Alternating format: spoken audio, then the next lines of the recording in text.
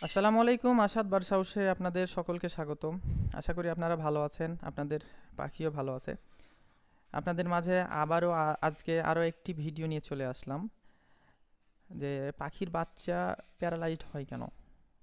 হয়তো বা আপনাদের কাছে আজকের এই ভিডিওটি খুবই নগণ্য মনে হতে পারে, কিন্তু এই ভিডিওটির কারণে অনেক কিছু নতুন পাখি পালকরা অনেক জ্ঞান অর্জন করতে পারবেন এবং পাখির বাচ্চা কিনে নিয়ে আসার পরে এই বিপদের সম্মুখীন হতেই হয় অনেকের। তো শুরুতেই আমরা যা করি, দোকান থেকে একটা নর্মাল মানের খাবার কিনে নিয়ে চলে আসি, যে খাবারের কোনো ভিত্তি থাকে না বা পাখির বাচ্চার জন্যে নিউট্রিশন সঠিক মাত্রায় থাকে না, যার কারণে বাচ্চা গ্রোথ হয় না ভালো বা প্যারালাইজড হয়ে যায় একটা সময়ে।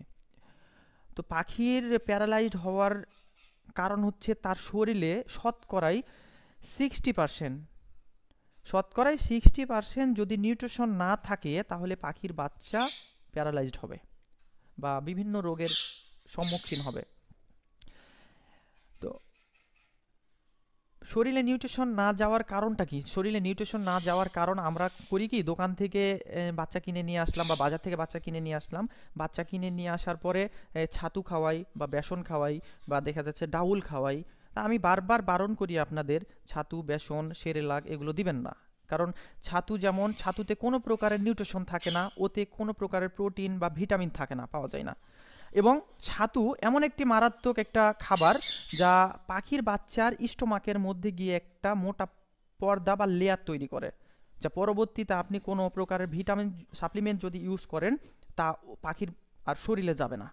কারণ ওর ভেতরে একটা লেয়ার পর্দা তৈরি হয়ে গেছে, যে ও পর্দার কারণে ওটা ভেঙে ভেতরে ভিটামিনের প্রয়োজন সে বা মিনারেলের প্রয়োজন সেটা কিন্তু আর যেতে পারে না। এরপরে ডাউলের কথা বলেন বা বেসনের কথা বলেন, ডাউল খুব দ্রুত পচনশীল, খুব দ্রুত পচে যায়। বাচ্চাটাকে যখন ডাউল খাওয়াবেন বা বেসন খাওয়াবেন, ফিড করাবেন, বাচ্চার যে এখানে ক্রপট আছে এই ক্রপটে যে খাবারটা কিন্তু দ্রুত পচে যাবে। এখন একটা নির্ধারিত সময় আছে, নির্ধারিত সময়ের পূর্বেই যদি এটা পচন ক্রিয়া শুরু হয়ে যায়, এখানেই যদি পচন ক্রিয়া শুরু হয়ে যায়, ওর হওয়ার কিন্তু অ্যাকচুয়ালি কথা পেটের মধ্যে, যেখানে ওর থলিতেই যদি বা ক্রপটেই যদি ওর পচন ক্রিয়া শুরু হয়ে যায়, তাহলে তো বিষয়টা কেমন হয়ে যায়। এর ফলে হয় কি, ক্রপ ইনফেকশন হয়ে যায়। এটারও একটা আমার ভিডিও ছাড়া আছে, আপনারা চাইলে ওখান থেকে দেখে আসতে পারেন। এরপরে আসি সেরেলাক। আপনি যদি এখন মনে করেন যে আমি সেরেলাক তো ছোট বাচ্চাদের খাওয়াই, এটাও তো ছোট বাচ্চা, আমি ছোট বাচ্চাকে সেরেলাক খাওয়ালে কি আছে বা কি সমস্যা? হ্যাঁ, সমস্যা আছে। কেন? যে সেরেলাকে হাই প্রোটিন দেওয়া থাকে, হাই ভিটামিন দেওয়া থাকে, যা হাই ক্যালসিয়াম দেওয়া থাকে। ক্যালসিয়ামের প্রয়োজন আছে পাখির, কিন্তু অতিরিক্ত ক্যালসিয়াম দেওয়া যাবে না। অতিরিক্ত ক্যালসিয়াম দিলে হয় কি, এর হচ্ছে আপনার হচ্ছে লুজ মোশন হয়ে যায় বা পাতলা পায়খানা শুরু হয়ে যায়। পাতলা পায়খানা শুরু হলেও কিন্তু প্যারালাইজড হয়ে যাবে, কারণ একটা সময়ে তার শরীর থেকে রঞ্জক পদার্থ বের হয়ে যাবে। হ্যাঁ, বা দেখা যাচ্ছে তার শরীর থেকে নিউট্রিশনটা অতিরিক্ত অতিমাত্রায় বের হয়ে যাবে, যার কারণে আপনার প্যারালাইজড হয়ে যাবে। সেরেলাক খাওয়ালে সমস্যা কি? সেরেলাকের মধ্যে আম, দুধ থাকে। আর আমি এর আগে একটা ভিডিও বানাইছিলাম যে দুধে কি কি সমস্যা হয় পাখির বাচ্চার জন্যে।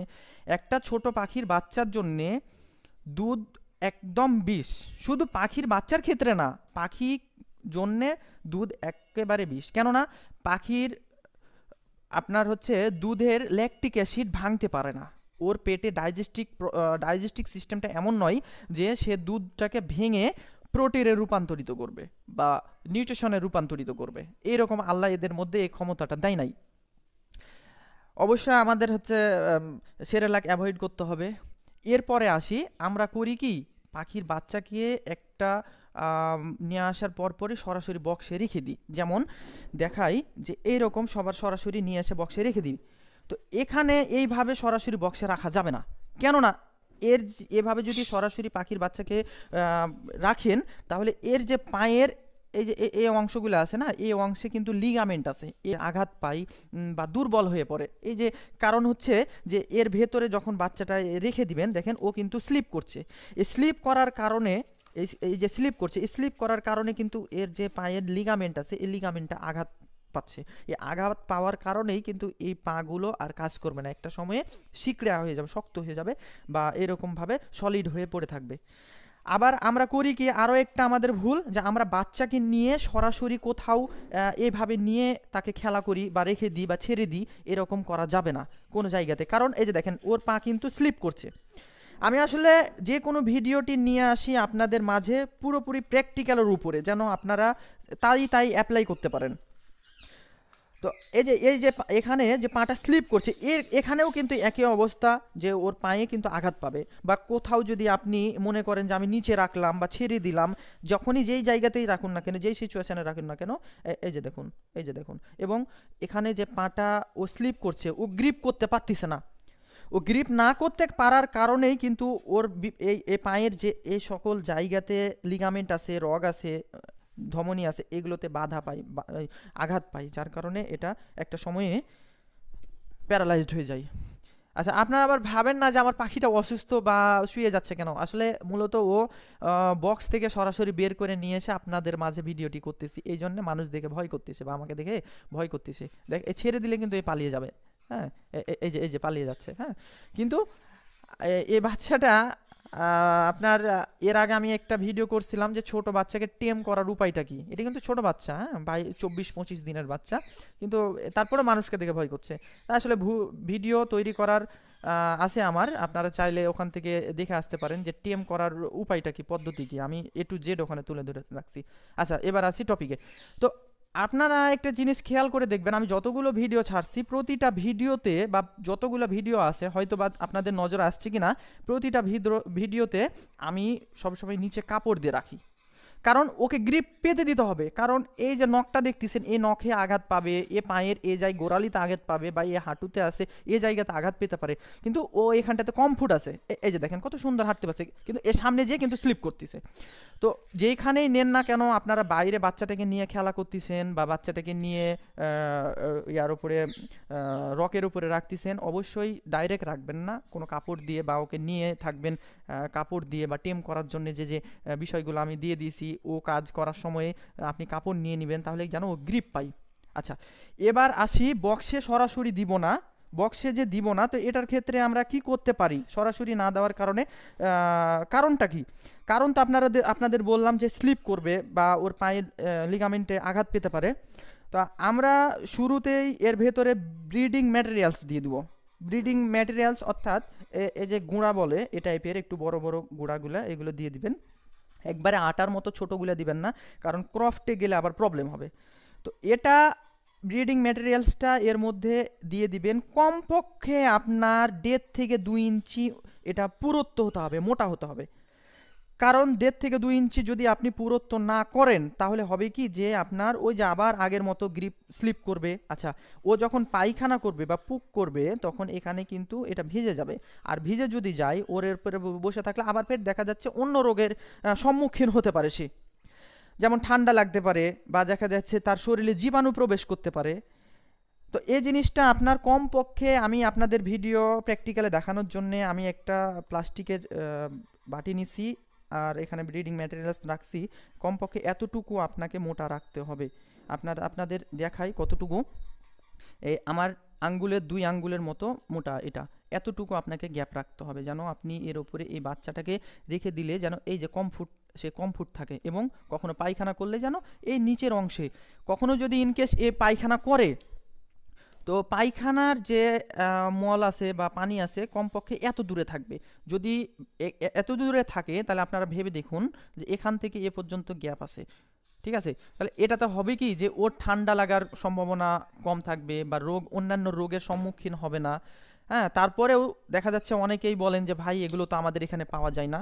তো এগুলো যদি ব্রিডিং ম্যাটেরিয়ালস অনেক সময় পাওয়া না গেলে, আপনারা যা করতে পারেন, যে এই যে এরকমভাবে ছোট ছোট করে কাগজ কেটে নেবেন। ছোট ছোট করে কাগজ কেটে নিয়ে একটা মোটা, এই সেম একই এইরকমভাবে আপনারা এখানে বিছাই দেবেন। বিছাই দিয়ে এইভাবে বাচ্চাটা রেখে দিবেন। বাচ্চাটা রাখার পরে একটা স্বাভাবিকভাবে এইরকমভাবে একটা গ্যাপ দিয়ে দিবেন। আর অবশ্যই ওপরে নেট দিবেন, কারণ নেট দিলে ওর নিজের একটা জীবনের নিরাপত্তা থাকে, বা মশাও ওকে কামড় দিবে না। তো আশা করি অনেক কিছু জানতে পারলেন। আশা করি নেক্সটে আরও কিছু ভালো কিছু ভিডিও আপনাদের মাঝে নিয়ে আসতে পারবো। আপনারা ভালো থাকেন, আপনাদের পাখি ভালো থাকুক, এই প্রত্যাশা আমার। যদি ইন কেস আপনার পাখি প্যারালাইজড হয়ে যায়, সেক্ষেত্রে আপনাকে অবশ্যই মনে রাখতে হবে নিউট্রিশনের মাত্রা ঠিক রাখতে হবে, বাড়িয়ে দিতে হবে। তারপরে দেখা যাচ্ছে ভিটামিন বি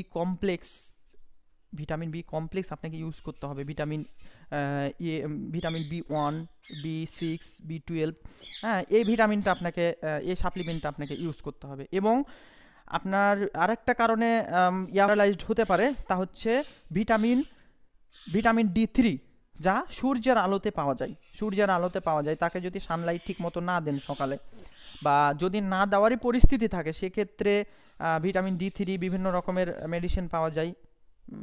1 লিটার পানিতে 1 গ্রাম এরকমভাবে তো জানেন। হ্যাঁ, তো আপনি হচ্ছে যে প্রয়োজনে 1 ফোঁটা ওকে খাওয়াই দিবেন ফিডের সাথে।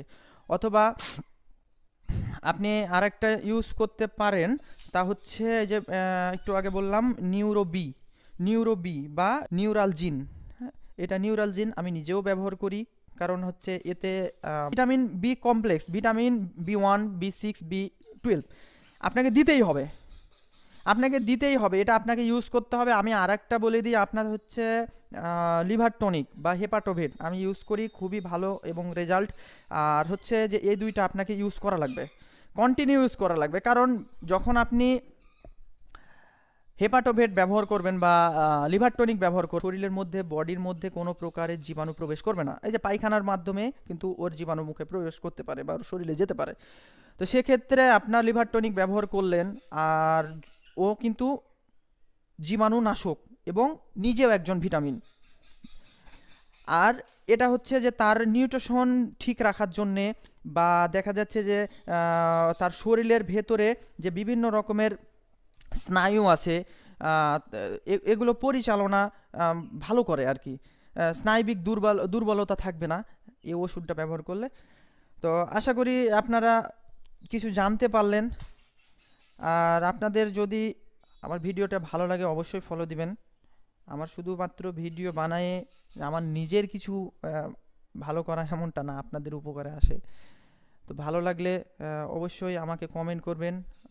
কারো কোনো কিছু প্রয়োজন হলে বা কোনো সমস্যায় পড়লে আমাকে মেসেঞ্জারে নক দিবেন, বা আমার হোয়াটসঅ্যাপ নাম্বার দেওয়া আছে। তারপরে দেখা যাচ্ছে যে আপনারা কোনো কিছু কমেন্ট করলে আমি তার উত্তর দেওয়ার চেষ্টা করব ইনশাআল্লাহ। বা নেক্সট ভিডিও কেউ কিছু কমেন্ট করলে তার উপরে ভিত্তি করে নেক্সট একটা ভিডিও বানায় ছাড়লাম। শুধুমাত্র আপনার না, আরও 5 জনের উপকার হবে। তো ভালো থাকুন সবাই। আসসালামু আলাইকুম।